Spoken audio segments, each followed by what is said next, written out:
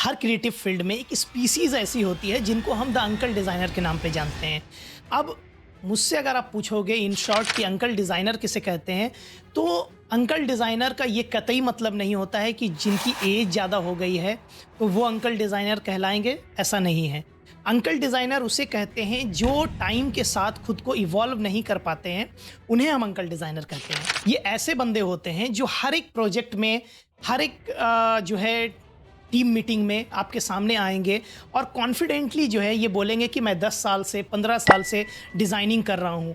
But अगर आप उनकी डिज़ाइन देखोगे, उनकी डिज़ाइन थिंकिंग देखोगे, तो आपको खुद ब खुद समझ में आ जाएगा कि ये क्या कर रहे हैं। बट सच बताऊँ तो ये बंदे सिर्फ़ और सिर्फ़ 15 साल से एक रिपीट मोड में हैं। कोई एवोल्यूशन नहीं है, कोई टेस्ट नहीं है, कुछ भी जो है ट्रेंड का उनको नॉलेज नहीं है। बस वो अपनी ही दुनिया में मगन है। जहाँ पे एक तरफ इंडस्ट्री जो है काफ़ी इवॉल्व हो चुकी है, आपका कलर थ्योरी से लेके 3D कंपोजिशन, एआई से लेके रियलिज़्म, फोटो रियलिज़्म, इसके अलावा आपका मोशन ग्राफिक्स, ये सारी चीज़ें जो है धीरे-धीरे कर इवॉल्व हो चुकी है। और अभी भी ये लोग जो है वहीं पे अटके हुए हैं 2008-2009 के डिज़ाइन में, जहाँ पे ड्रॉप शैडो बिला वजह का यूज़ करना, टाइपोग्राफी की धज्जियाँ उड़ाना, घिसा-पिटा वही फ़ॉन्ट यूज़ करना, साथ ही साथ इनर शैडो, ड्रॉप शैडो, ये सारी चीज़ें इनके डिज़ाइन में आपको बहुत ही कॉमन मिलेगी। बट अनफॉर्चुनेटली जब इनको आप बोलने जाओगे तो ये उल्टा आपको जो है ये चीज़ करके इग्नोर करेंगे या एक्सक्यूज़ देंगे कि भाई मैं तो इतने सालों का एक्सपीरियंस लेकर बैठा हूँ। बट उनको ये समझना चाहिए कि एक्सपीरियंस टाइम के साथ नहीं आता है, खुद को इवॉल्व करने से आता है। आपके अंदर अगर कैपेसिटी है तो आप उसको 1 साल में इवॉल्व कर सकते हो, वरना आपके लिए 10 साल भी कम पड़ जाएगी। दूसरी तरफ उनकी डिज़ाइन देखोगे तो कहीं न कहीं आपको लगेगा कि एक शादी के कार्ड के जैसा लेआउट बना रखा है। चाहे वो पोस्टर डिज़ाइन हो, बैनर डिज़ाइन हो, कुछ भी हो, उनकी डिज़ाइन देखकर ही आपको उल्टी आएगी। उनको एक चीज़ समझनी चाहिए कि प्रॉब्लम टूल में नहीं है, प्रॉब्लम आपकी क्रिएटिव थिंकिंग में है, आपकी एवोल्यूशन में है, आपका जो वे ऑफ डिज़ाइनिंग है उसमें है। आप ट्रेंड के साथ नहीं चल पा रहे हो, आप चीज़ों को समझ नहीं पा रहे हो कि लोगों की टेस्ट जो है वो चेंज हो रही है। तो देखो, क्रिएटिव फील्ड का एक रूल है, you don't get paid for the tools, you get paid for your creative thinking, design thinking, your evolution, your way of designing, यानी कि आप ट्रेंड के साथ कैसे कॉप अप करते हो, किस तरीके से आप उस चीज़ पे ढल जाते हो जो एक क्लाइंट को चाहिए, या फिर एक क्लाइंट का टेस्ट किस तरीके का है, उस चीज़ को आप अडेप्ट करते हो, उस चीज़ को समझते हो, उसके लिए आपको पेड किया जाता है। पर दिक्कत यहाँ पे ये है कि ये अंकल डिज़ाइनर इस चीज़ को समझते ही नहीं हैं। उनके सामने अगर आप कोई नई ट्रेंड लेकर जाओ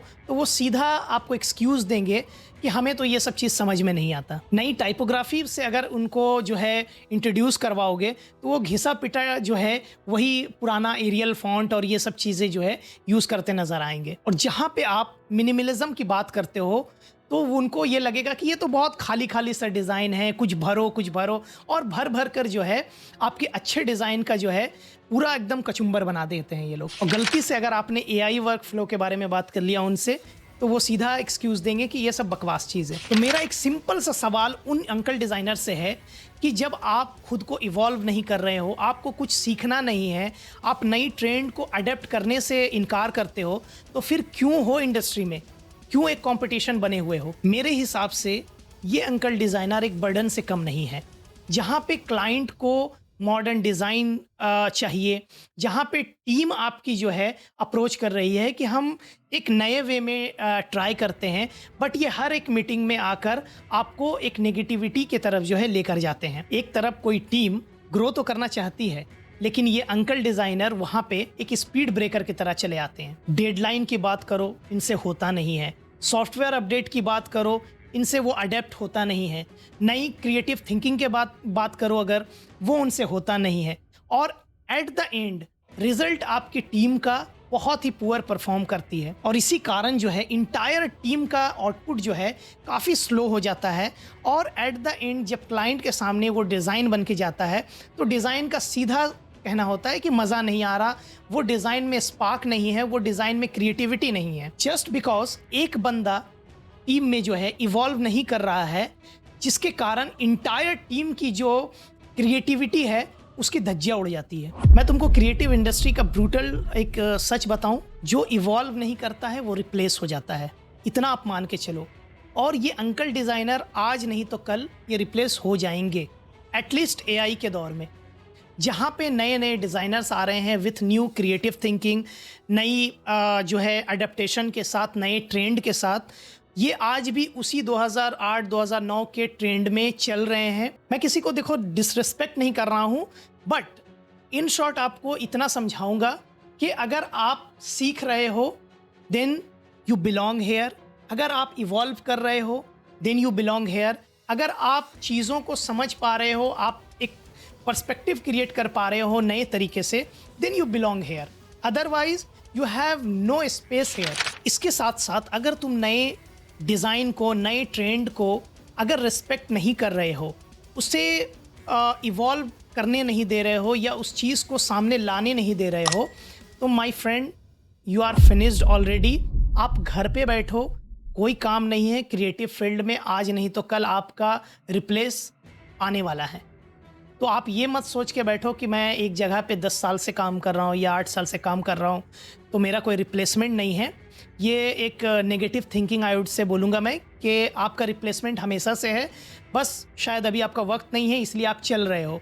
जब आपका वक्त आएगा आप खुद ब खुद रिप्लेस हो जाओगे। तो आज की वीडियो मैं यहीं पे ख़त्म करता हूँ, एंड आई होप कि आपको काफ़ी चीज़ें समझ में आ गई होगी कि मैं किस तरीके से आपको जो है ये समझाने की कोशिश मैंने किया कि आप इवॉल्व करो।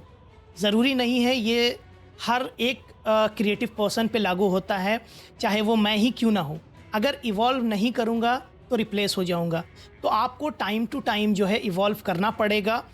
अपने से ये मत सोचो कि कोई सीनियर है तो हमसे जो है ज़्यादा एक्सपीरियंस रखता है तो हमसे ज़्यादा अच्छा डिज़ाइन बनाता है, ऐसा नहीं है। आप उनसे बेहतर कर सकते हो। बस आपको एक चीज़ सिंपल सा ये सीखना है कि आपको खुद को इवॉल्व करना पड़ेगा टाइम टू टाइम। ये हर चीज़ पे एप्लीकेबल होती है मेरे भाई, हर चीज़ पे।